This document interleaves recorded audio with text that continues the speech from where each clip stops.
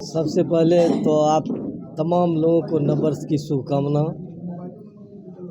मुबारकबाद देते हैं इस कड़ाके की ठंड में इंटरव्यू लेने के लिए। आज हम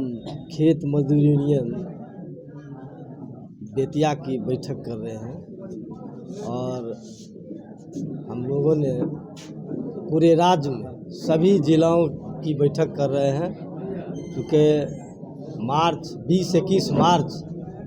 को खेत मजदूर यूनियन के राज्य सम्मेलन हम लोगों का है। हम खेत मजदूर यूनियन के सवालों को बैठ करके हम लोग चिंतन मंथन करेंगे और आगामी जो कार्य योजना है हम लोगों को खेत मजदूर यूनियन के लिए उस पर हम विचार विमर्श करेंगे। उसी विचार विमर्श के दौरान आज हम बेतिया के खेत मजदूर यूनियन लीडरों के साथ आम आवाम जो हमारे खेत मजदूर यूनियन के मानने वाले जितने भी लोग हैं उनके साथ हम एक जीबी बैठक किए हैं और इसमें सांगो पांगो बहस हुई है। बहस के बाद हम लोग ये तय किए हैं, यहाँ कम से कम 50,000 हमारे साथियों ने